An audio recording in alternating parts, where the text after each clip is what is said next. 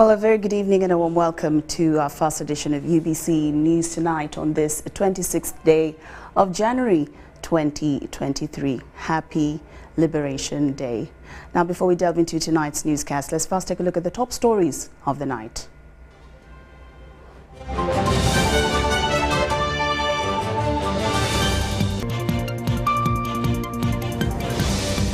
In our top stories tonight, Museveni warns against sectarianism, pledges more progress for Uganda on the 37th Liberation Day.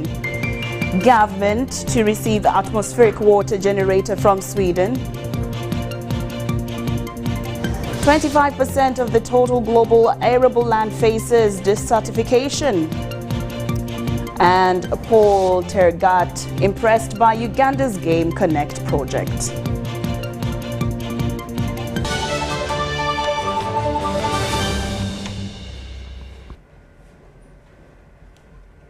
Good evening once again and welcome to UBC News Tonight. I'm Lauryn Masika Kazimoto and Muhammad Mugalu on sign language interpretation. Well, we'll start off this newscast with President Lauryn Masika has revealed that the NRM government has managed to successfully stay in power for the last 37 years due to the party's four core principles that enabled Uganda to build strong institutions such as patriotic political parties, the army, the judiciary, among others, that have guaranteed peace up to date. Actually, mainly raw materials producing the economy, where for a kilogram of coffee, we get $2 for bean coffee, while the wiser foreigners who roast the coffee, grind it, and pack it for sale in the supermarkets get $50 for the same kilogram. Ogwejegera kwa barkwiragura hati hano ntutunga $2 aba kilo y'omwana bali abahera abagezi kubafutwara omwana ogwo bagukaranga bagusa bagutoma papura bo batunga $50. Ito twatunga 2 abagezi batunga 50 umwana gwitu I have been trying to wake up our people, and I think that I have finally woken up some Ugandans from this sleep of ignorance.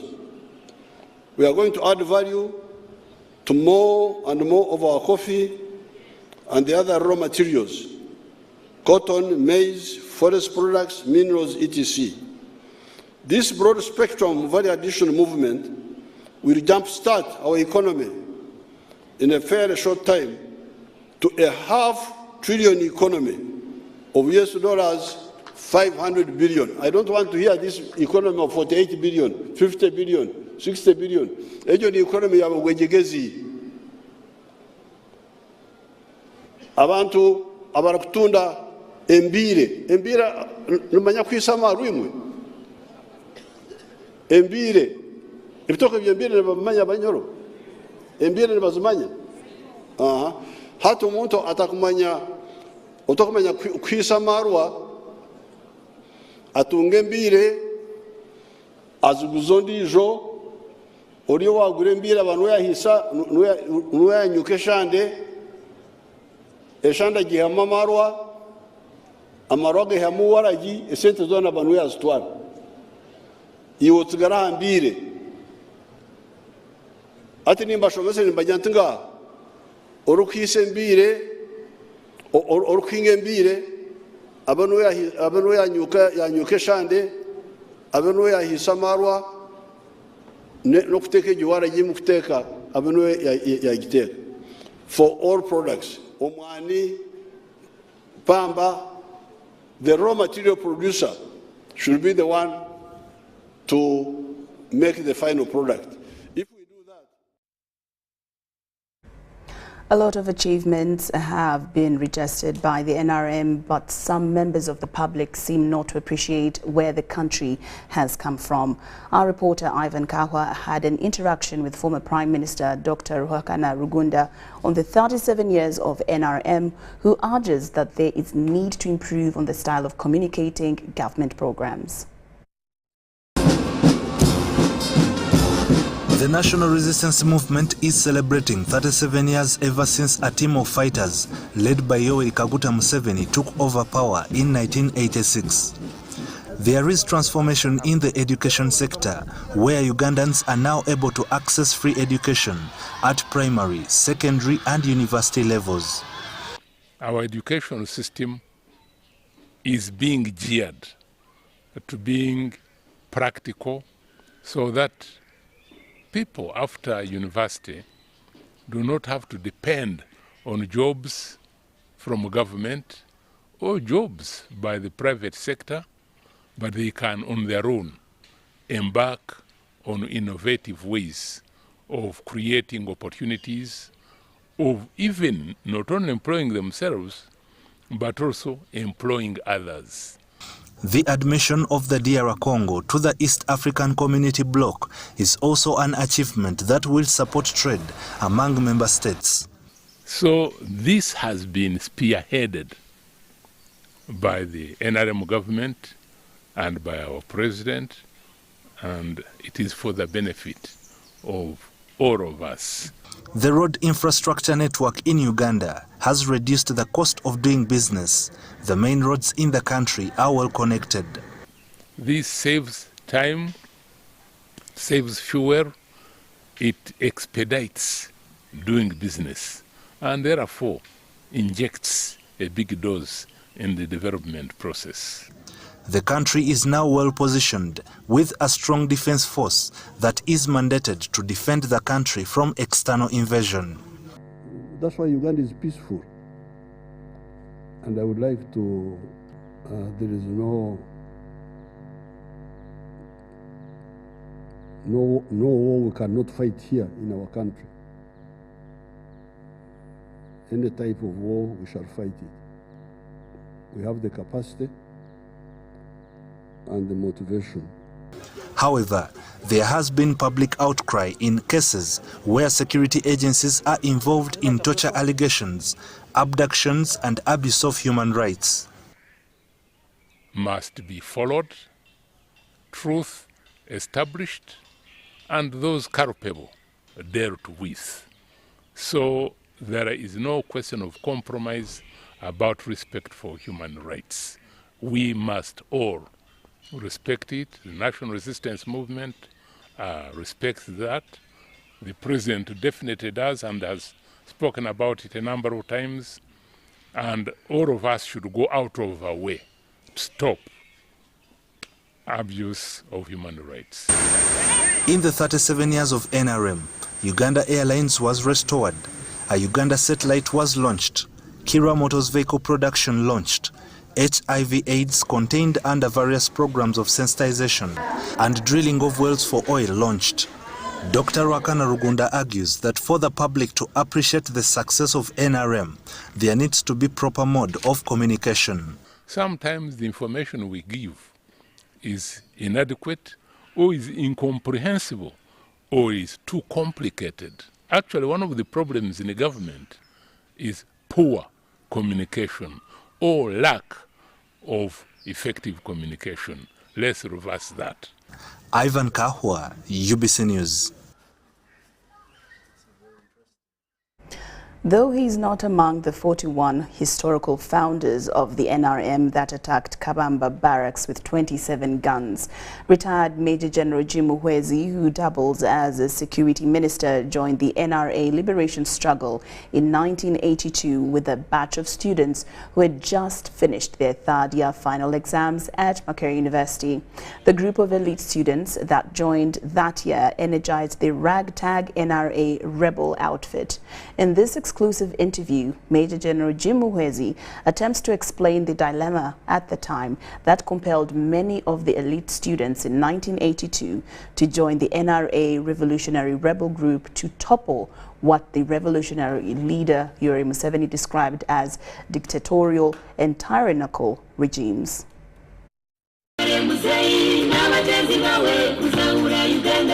He was then 25 years when he took the decision to join the NRA-NRM guerrilla war. That's 7 years down the road after the liberation. Major General Jim Muhwezi still associates their cause of joining the NRA revolution to Uganda's bad history, which he claims emanates from the poor post-independence foundation. The post-independence government we had in 1962 was a result of politics that were unprincipled. Although in the year 1986, General Yoweri Museveni and other revolutionary fighters liberated Uganda, Jim Muhwezi recalls how it all started. In 1971, when Amin overthrew the government, the president decided to go out to Tanzania, organize with other Ugandans, and in 1979, they overthrew Idi Amin. The 1980 general election, in which President Yoweri Museveni contested as the presidential candidate for Uganda Patriotic Movement and lost to UPC and DP with 1%. Museveni alleged that the election had been rigged by UPC, and the fraudulent election formed the ground for him and a group of 41 men to stage an armed struggle against the UPC government. The hope was that these elections would be different from the other ones I talked about, of sectarianism. To Major General Jim Muhwezi, this was an opportune moment to fix Uganda's post-independence problems, no matter how long the revolution was going to take. When the president, after DP had won and UPC had stolen the election, the president decided to go to the bush. Jim Muhwezi, in his youthful age, was a police officer at that time deployed in the eastern parts of Uganda. The president kept saying, if you rig these elections, I will go to the bush.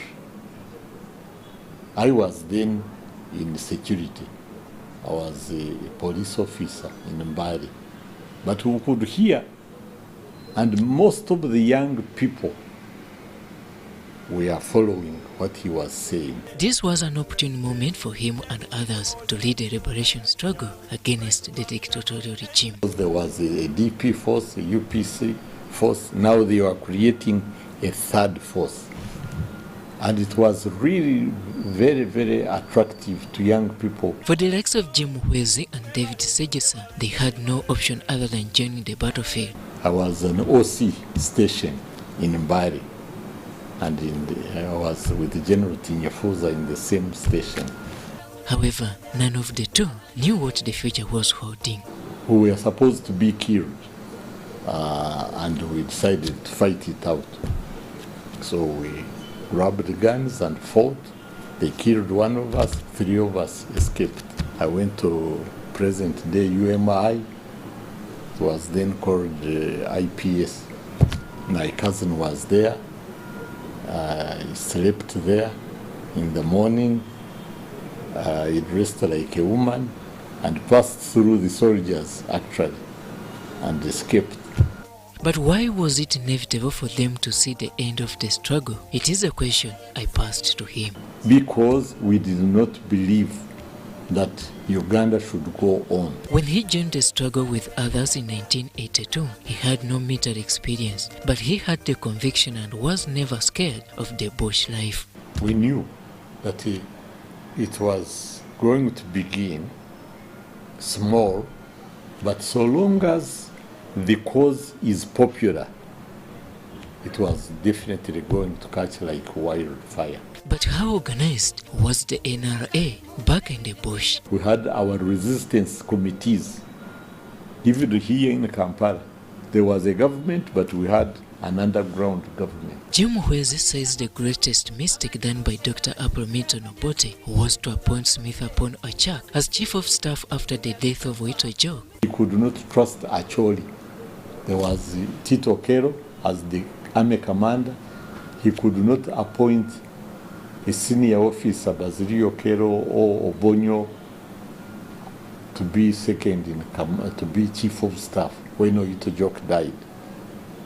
So he decided to appoint a junior person, Smith upon Achak, a Langi, like him, and the Acholis rebelled. The appointment facilitated the takeover of 34 Battalion in Rwenzori sub-region by the NRA. So in Rwenzori, where we were, the commanding officer of 34 Battalion in Fort Potro was Okwera, Major Okwera, who was an Acholi. He called us and handed over to us the battalion. He said he sent a message to the UNRA, the government army, that I'm no longer under your command. I'm now under the command of NRA. 5 years down the road, what started as one man's idea turned into a national agenda and gave birth to a new Uganda in 1986. So the biggest duty was reconstruction. To reconstruct the state, it was finished. The current generation is now urged to consolidate what has so far been achieved. We have reconstructed, rehabilitated, and developed Uganda up to this level. So what is your mission, the young people? Your mission should be to build on what we have made and take Uganda forward. With powers vested in the hands of Ugandans to decide whom and how they want to be led, Jim Muhwezi is confident that at one moment NRM will leave power. Therefore, the people in this government, time will come, they will leave. The important thing, we gave power to the people of Uganda to decide. And we have done it, we have even put it in the constitution of Uganda. There is nothing that we did not prepare for, including when this government leaves power, there is a process that must be followed. Robert Anyango, UBC News. Why did I become a soldier? I became a soldier to defend myself. Now, the 3rd of February 1981, a group of rebels held a meeting at Matthew Kaire's house in Makindye to plan the first attack. They essentially launched the war that brought President Yoweri Museveni to power in 1986. The attack on Kabamba Military School was to enable the rebels get more guns. Although the rebels were 41, they only had 27 guns and a rocket-propelled grenade that mysteriously disappeared before the attack. One of the 27 guns, sources say, Julius Chihanda, who had been a junior officer in the Uganda National Liberation Army, brought 16 guns. Although there were 41 at the start of the war, the most renowned in the history of the National Resistance Army are the historical 27, as they came to be known. But how many of them are still alive? Susan Nawonga profiles the remaining 8 out of the 27.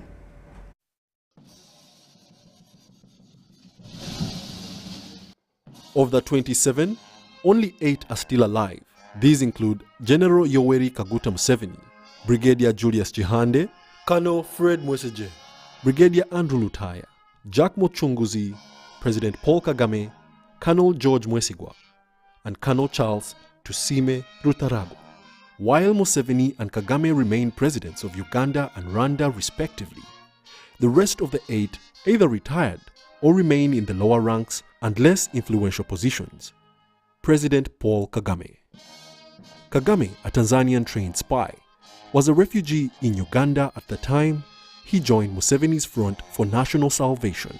His intelligence credentials got him a pass into the UNLA army at the time when they were excluding foreigners that had helped them oust Amin.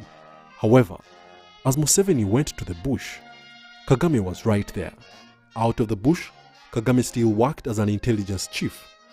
He later left the country for studies and later led the Rwanda Patriotic Front that liberated Rwanda, which he, to date, still serves as president. Colonel Mwesigwa. Mwesigwa, who was also among the 27, is now the 2nd Division Garrison Commander in Mbarara. Brigadier Lutaya. Lutaya was a seasoned driver in the bush. He had been Chihanda's driver, and he is the one that delivered the 16 guns that Chihanda reportedly escaped with. He has since retired into private business. He owns Sese Construction Company and is into the hotel business and owns an airfield in Kalangala. Colonel Mwesige.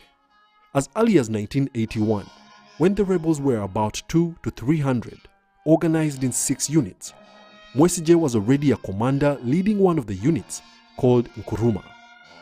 At the time, Tumwine was leading Kabalega. Indeed, as the rebels took Kampala, Mwesige was still among the top 20 commanders.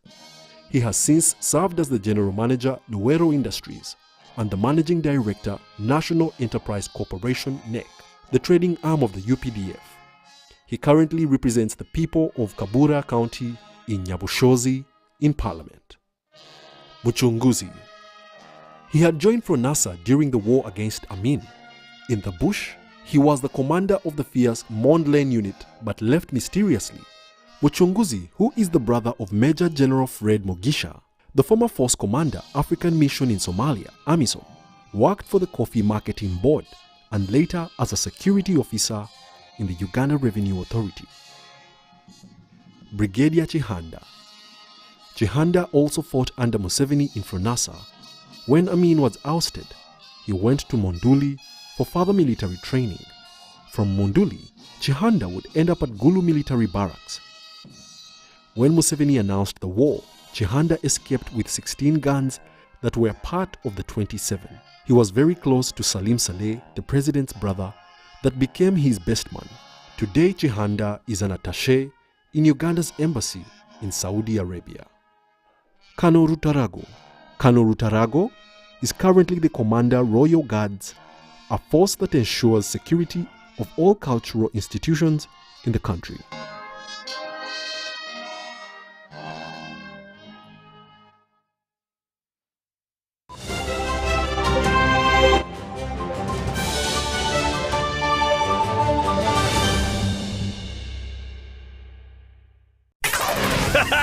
It's super fast internet. Oh, it's a super camera. It's a super battery. Phone battery full. Yeah, it's a super deal. Get the Kabode Super from MTN now at a reduced initial deposit of only 49,000 shillings and pay the balance in Pola for as low as 833 shillings per day. Grab this Super Kabode deal this Christmas and get 2 GB of free MTN data every month for 8 months. Get the Kabode Super now from any MTN shop countrywide. Everywhere you go, MTN. Regulated by UCC. Oh, Susan, I want to propose to Rose. Yes, and this time I am serious. Have you guys had sex? Duh, of course. And have you had sex without using condoms? Hey, Nga, you're curious. I'm more concerned. Are you having sex with other people? Hey, hello, is this an interview or what? No, just things you should think about. Do you know Rose's HIV status? Okay, this is serious. Should I be worried? It is actually serious. Do you know your HIV status? I think I am safe. Many times we get into situations that put us at risk of HIV. However, the first step to ending HIV is getting tested and knowing your results. It's Time Up HIV. Call 0800-211-046 or text 8080 toll-free for more information about how to prevent HIV. This message is brought to you by Ministry of Health with support from USAID. *11. Keeping an eye on all your balance the old way. I got this. Yeah. Balance is... Yeah. What is he up to now? *11. keeping an eye on all your balance with the My Airtel app. You have the power in your pocket, the power to see all your balance in one place and in real time. Unlock that power with the My Airtel app. Visit the App Store or Google Play now.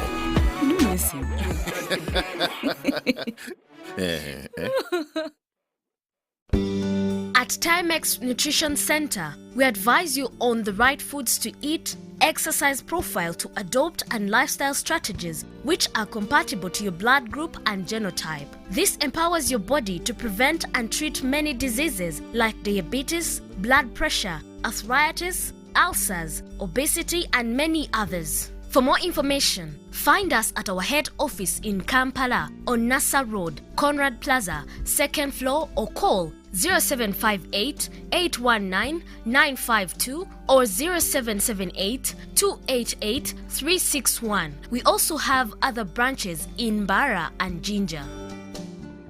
The Tales of Kasozi, brought to you by Uganda Communications Commission. Yes, hello? This is Kasozi. How can I help you? Calling you from the mobile service center. Okay. So how can I help you? Well, we have noticed a few things wrong with your number and need your mobile money PIN. John Ferrer, never give out your password or PIN to any caller. Your mobile service provider will never call or ask for your personal details. If in doubt, go to your nearest phone service center. This message is powered by UCC, MTN, Airtel, Bank of Uganda, and NPSP Association. It's true what people say, that when I wash and you wash your hands with soap, we'll have less infections as Ugandans. After all, it's hands that handle money. It's hands that feed us. Hands that prepare soil for farming. Hands that we use to learn. And hands that we use for fun. When I wash and you wash, it means clean hands for all. So, wash your hands with soap and clean water regularly to keep away infections and disease-causing germs. This message is from the National Hand Washing Secretariat with support from UNICEF.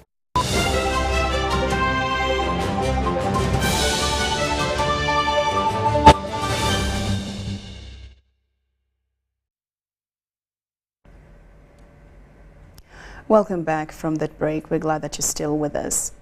The National Resistance Movement government is prioritizing and focusing on quality of education with the aim of ensuring that children complete at least 11 years of school from primary 1 to senior 4. This is after achieving universal access to education, and this is being done through skilling to ensure human capital development and training teachers through continuous professional development. However, the Shadow Minister for Education, Brenda Nabukenya, says government needs to refocus its priorities and give education more money to ensure that issues of development are also catered for, in addition to the wages being prioritized in the budget. National Resistance Movement inherited a collapsed economy in 1986. In 1997, having realized that the country was recording a very low school enrollment, the government introduced free education for all program.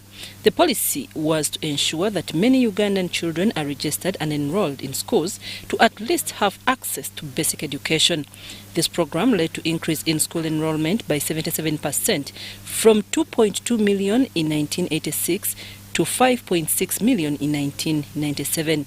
Since inception of UPE, enrollment has continued and over 8 million children are enrolled in school. The program also helped to tremendously bridge the gender gap, hence Ministry of Education achieving a decline in gender parity for all the subsequent years. Children had gone back as a result of COVID. They were back home, and from back home the management of those children was different from the different homes, and as a result we had very many young pregnant mothers.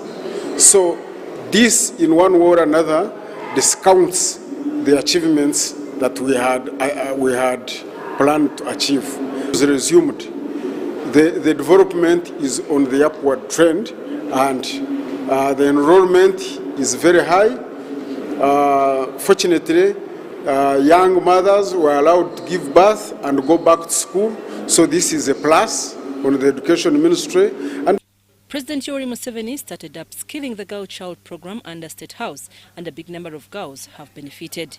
With government's continued investment in education, 90% of all parishes have a primary school and 90% having a secondary school. It completed and commissioned 6 secondary schools with a target of constructing 259 seed secondary schools. The district senior inspector of schools Lira City, Ronaldo Mara, says this served pupils and students moving long distances to access education. And as we talk, we have many schools that came up during this period that we are in. And we used to have long distance movement to access education. Unlike today, where there is emphasis of education institution in almost every locality. More classrooms, schools and universities have been built, infrastructure refurbished. Currently, there are over 50 universities across the country, and yet previously people used to only know one university, Makerere. Country, there was one university and I think one business college and a few education colleges. But today, there are about 50 universities in this country and so many other tertiary institutions. Currently, we have almost in every region more than one universities. Like for example, in Lira City, we have more than 3 universities providing still quality higher education. Look at the university, there are so many mushrooming universities, but still they are grappling with costs of running university, development fees. The education sector budget, majority of the money goes to wages, paying people, but not development.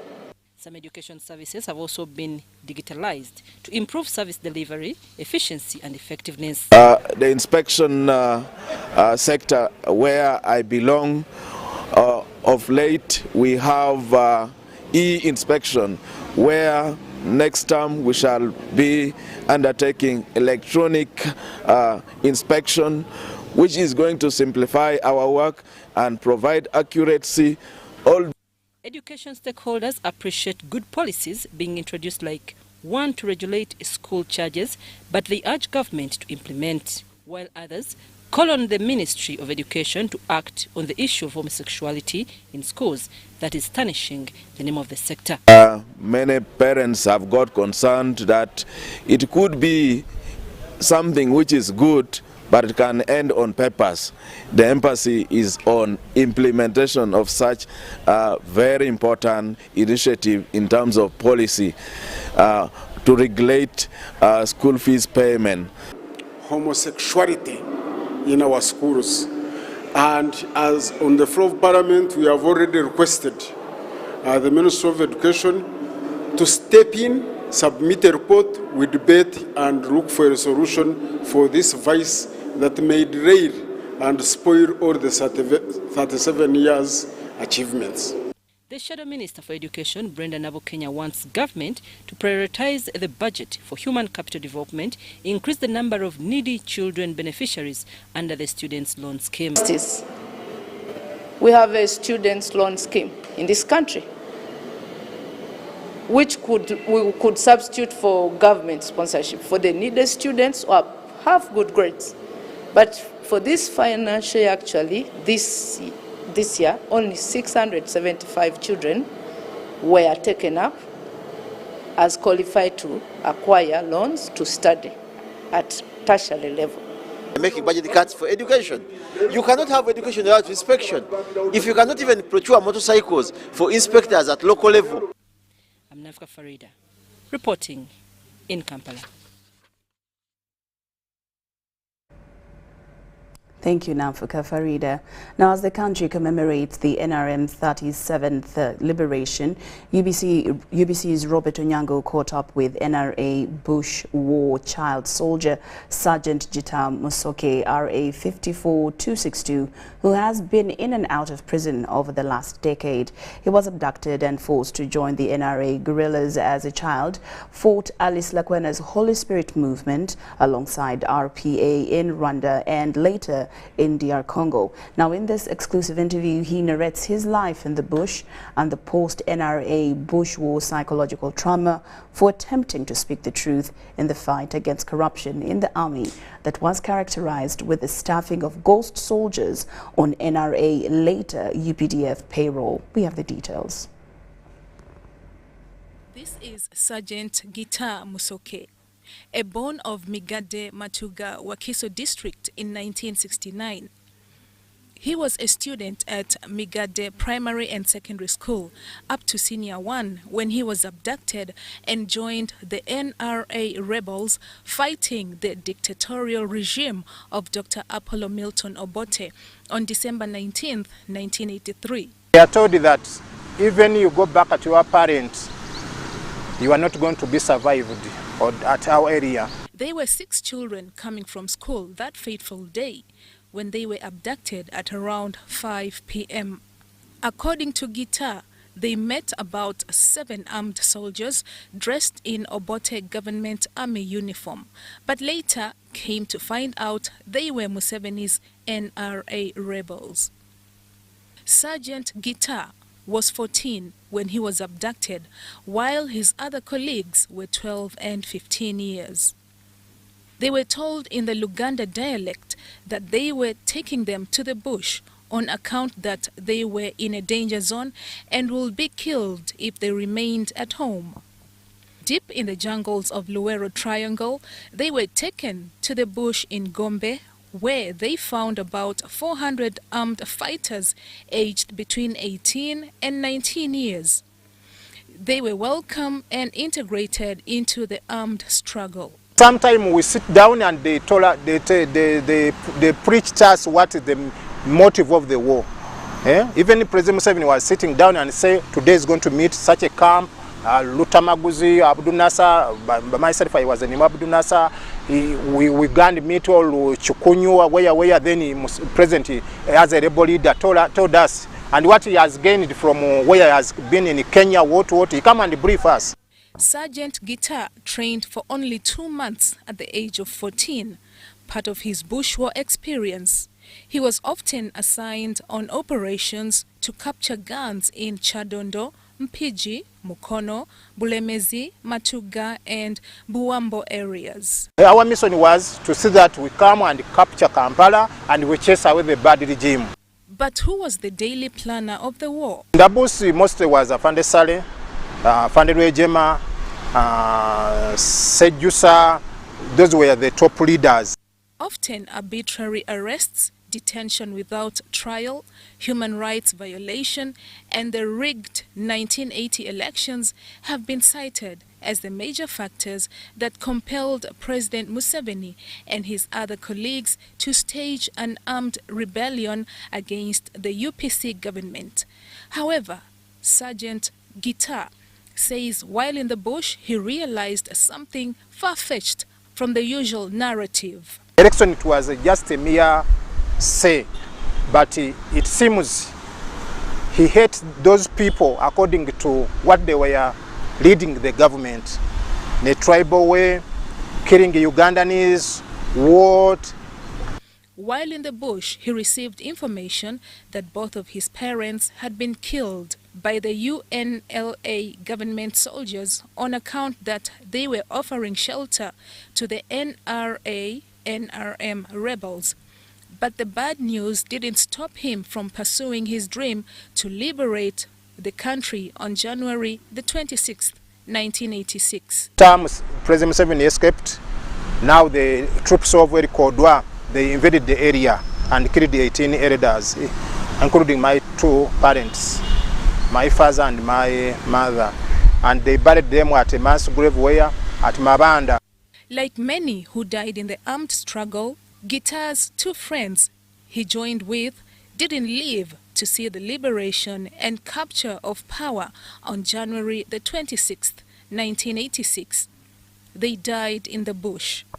None of the promises that was made to him while in the bush has been fulfilled. He sounds a disappointed man. Except the president, what he promised us is to all children after war, I'm going to take you back for study. because now you failed for study because of these people. They destroyed the what? They attacked you. They attacked schools, what, but me, I have saved your life. But I have trained you, I'm labor, but reaching Kampala, I'm going to take it to Kampala. Despite the daunting traumas of the Bush War, Sergeant Gitta faced several arrests while he served as UPDF pay clerk in the DRC in August 2000 for Operation Safe Haven, a position that enabled him discover and make reports on the phenomenon of ghost soldiers in the army. This was to be the beginning of his trials and tribulations in the army. He now wants President Yoweri Kaguta Museveni and other former Bush War comrades to come to his rescue. Afande Museveni, you know me, what I did in the army. I helped the army, you know very well. You have the report there, you have the report of genocide, you have the report of me. I appeal to Afande Sale. Nakusaba pichi bubiri. Negama mpabu pichi ngenkole boda nza majenga te. No seka.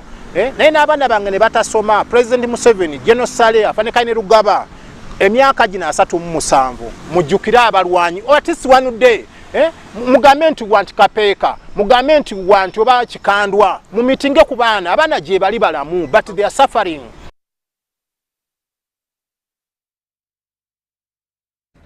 Ex-child soldier Musoke Gitta.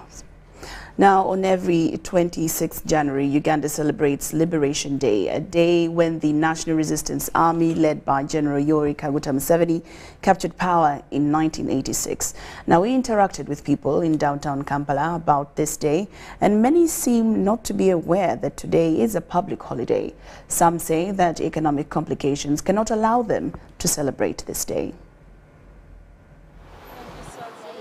Access to the education, high quality of education, good health, infrastructures, schools, hospitals, improving in agricultural production by looking for good prices of the agricultural products. But the government does not bother. And yet agriculture is a backbone of the economy of this country. They are suffering locally. Government yanibadde n'obuvunanyizibwa okufa ku bantu baayo ng'okubawa service delivery, ebyobulamu, ebyenjigiriza. N'osanga amasomero tiwali na blackboard. Ne bench abaana kwe batuula teziriwo, basomera mu miti. Abagikozeemu bagikozeemu, naffe abali wansi tetulina kye tukoze eki. Tuna kyetuganyigwamu. Baboda tunyigirizibwa batukwata nnyo obupiki bwa looni naye batumazeeko emirembe bajja ne bagamba efulekita tuzambala.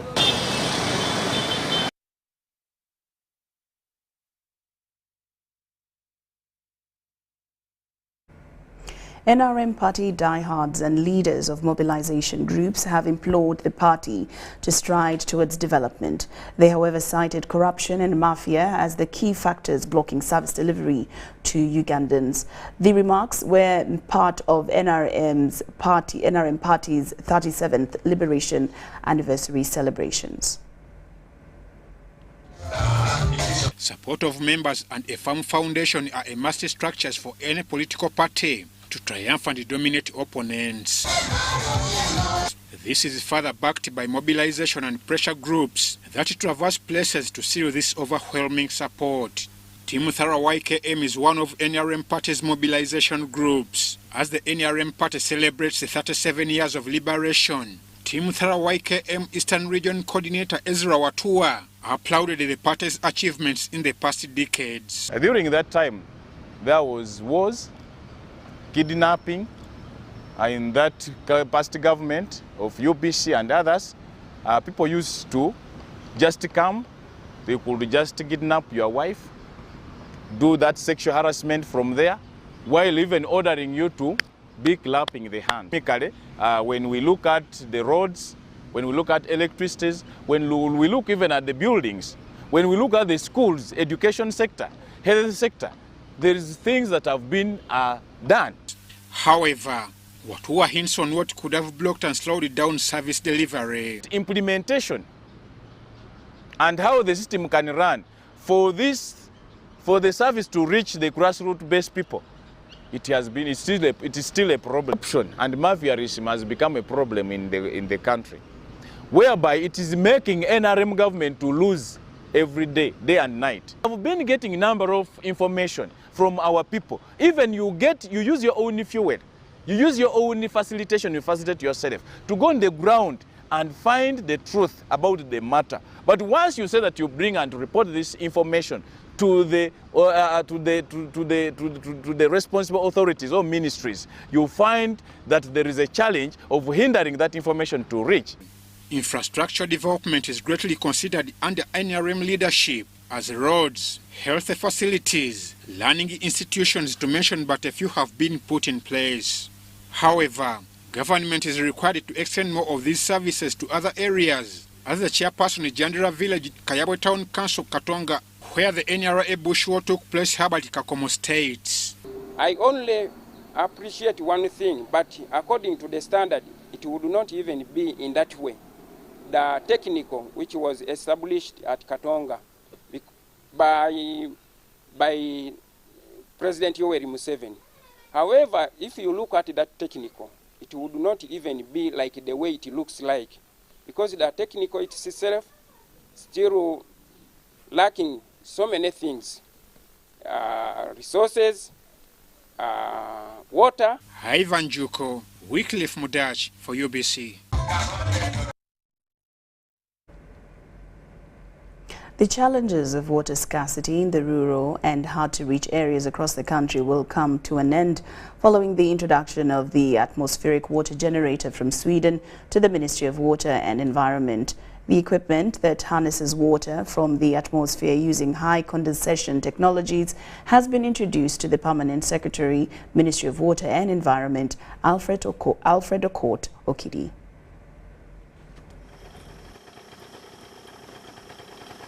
Communities in hard-to-reach areas across the country face challenges queuing up for hours just to access water for domestic purposes. However, there is reason for them to smile now.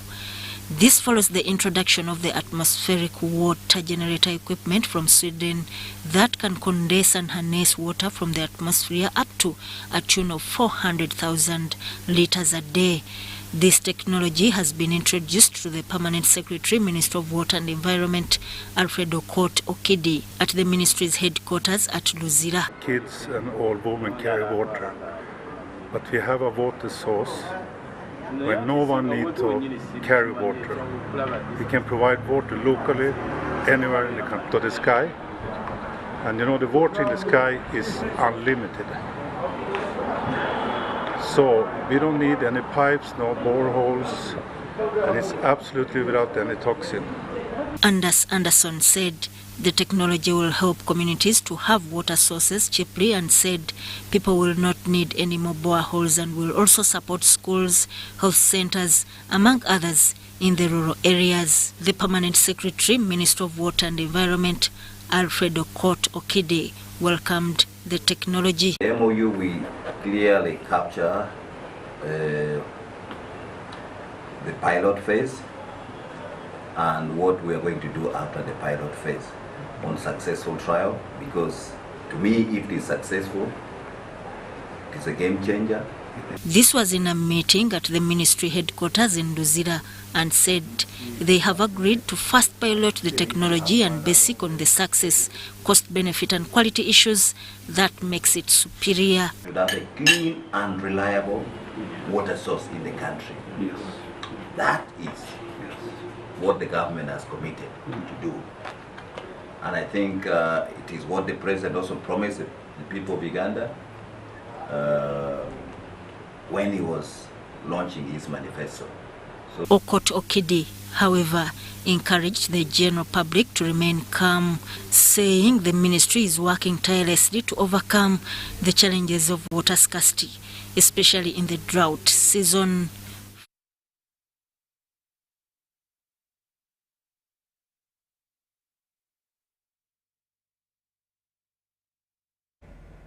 UBC News Tonight takes a very short break, but we return with business and sports news. Don't move an inch. Are you tired of high fees and slow transfer time when sending money? Look no further. Airtel Money is here to revolutionize the way you move your money.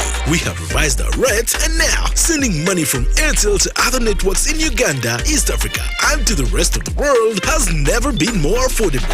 Plus, you can trust Airtel Money to get your money where it needs to go quickly and safely. Simply dial *185# and start sending money.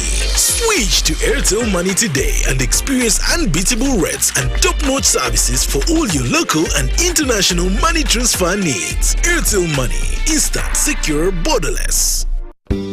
At Timex Nutrition Center, we advise you on the right foods to eat, exercise profile to adopt, and lifestyle strategies which are compatible to your blood group and genotype. This empowers your body to prevent and treat many diseases like diabetes, blood pressure, arthritis, ulcers, obesity, and many others. For more information, find us at our head office in Kampala on Nassa Road, Conrad Plaza, 2nd floor, or call 0758 819 952 or 0778 288 361. We also have other branches in Mbara and Jinja. It's super fast internet. Oh, it's a super camera. It's a super battery. Phone battery full. Yeah, it's a super deal.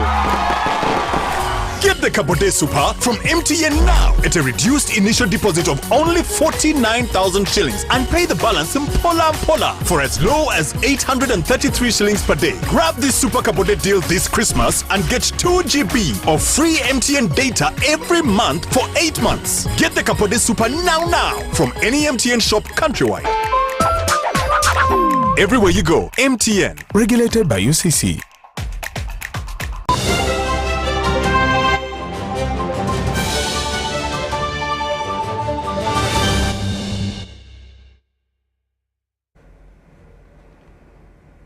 Welcome back from that break. And now into the business scene. Food systems are linked to many global challenges, from hunger to deforestation to being the world's second largest emitter of greenhouse gas emissions after the energy sector.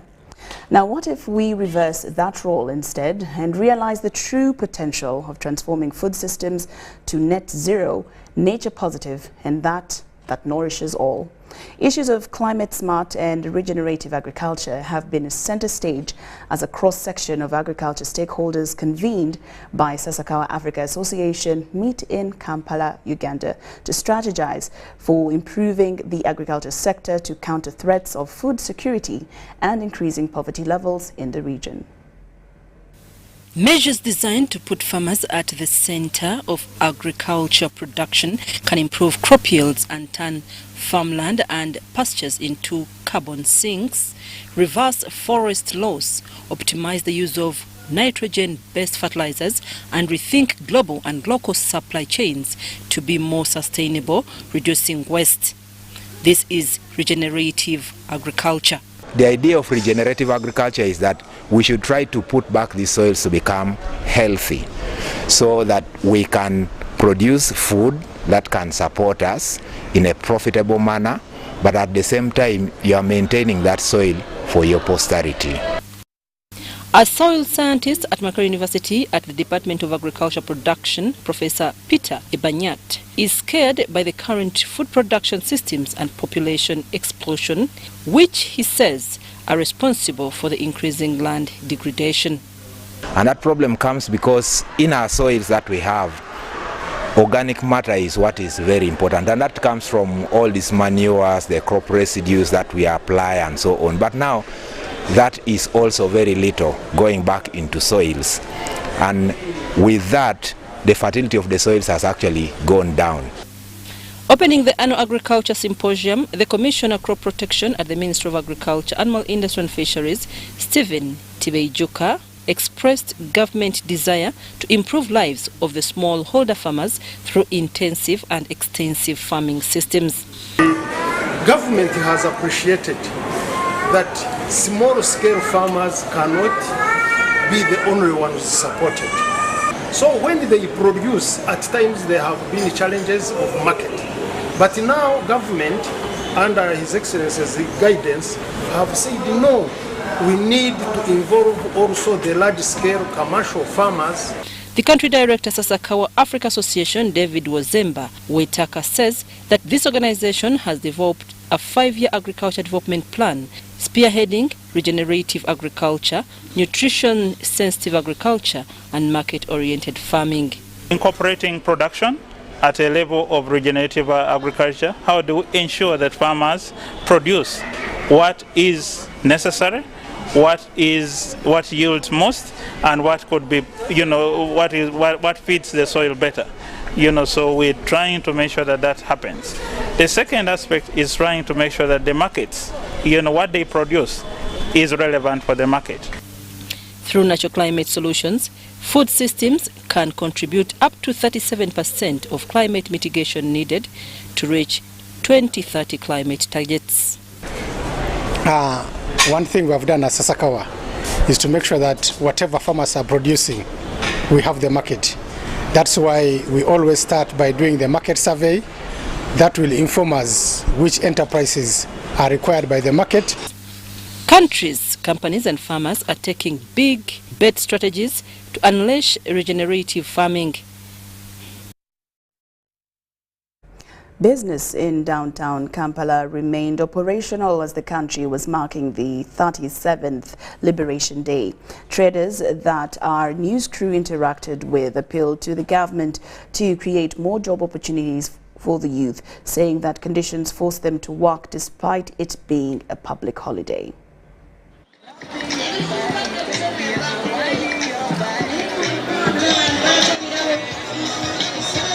Bakola mu government bebakoza public holiday ne kalife tuli bamufuna mpola oba tokoze tojaliya obwavu bungi kati onaku lw'omisengamu otuuleeka olaba nga tojja kufuna kyakulya okitegeera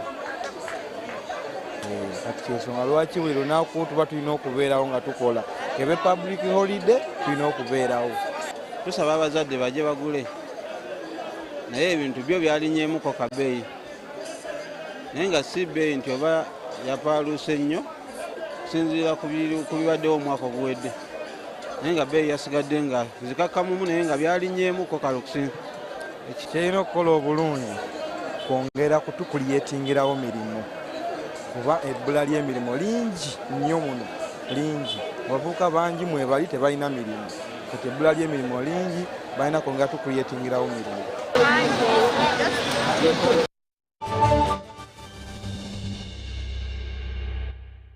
Get the most affordable 4G smartphone in Uganda from Airtel. Now heavily discounted from 250,000 shillings to 150,000 shillings only. Yes, 150,000 shillings only to keep you connected to your loved ones. Dial *175*94# to activate free 1GB instantly and 100% double data on all weekly and monthly bundles for 3 months. Get one today while stock lasts from the nearest Airtel shop. With Airtel, the smartphone network.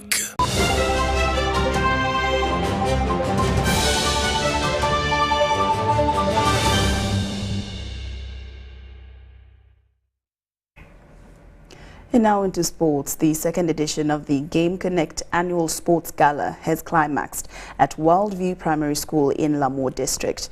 It was graced by world-renowned athlete Kenya's Paul Tegat, but here in the capacity of the Olympic Refugee Foundation board member. Participants from 5 refugee settlements and hosting communities have competed in the second Game Connect Annual Sports Gala in Lamour District. Game Connect is a sport for protection project implemented in a consortium of 5 partners. AFS Foundation as the lead, with Right to Play, Youth Sport Uganda, Uganda Olympic Committee and UNHCR. We are implementing the project in 5 refugee hosting districts and targeting over 11,000 youth across the 5 locations. To me, Game Connect initiative is such a fantastic initiative that we came the right time, because also in terms of the Olympic values, this is what we inculcate every time that will be able maybe to give to all sportsmen, regardless of your gender, your religion, regardless of your background. The sports gala on the theme of sport for better mental health and a common identity was hosted at Worldwide View Primary School in Palabek. The players were from Kampala, Ajumani, Changwari, Kamwengeza, Ramanja settlement, and hosts Lamo that houses a Palabek refugee settlement.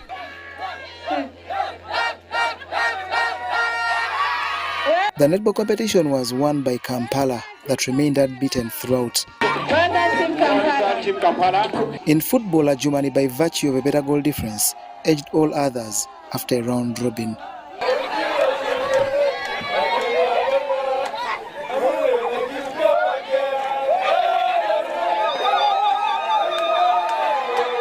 The Game Connect and Sports Gala is funded by the Olympic Refuge Foundation, whose board member Paul Taggart was in Lamo and left impressed. This is something that we want maybe to also to continue maybe in the near future, so that we will see how best to be able to tap with this athlete. Because sports has a big opportunity for so many young people in terms of a mental issue, in terms of integrating with communities and everybody else, both all genders, in terms of the men and the women, and also people living with disability and all that. This is something good for all of us. The gala aims at promoting teamwork and cohesion, promoting fair play and sportsmanship, but importantly, as evidenced with a team composition, promotion of inclusion and participation of youth with special needs. John Barnes, Sentamo, UBC News. Well, with that, UBC News Tonight comes to an end, but do join us for our second edition of UBC News Tonight at 10 o'clock with more stories with me, Lauryn Masika Kazimoto, and my colleague, Muhammad Mugalu, on sign language interpretation. We will see you at 10.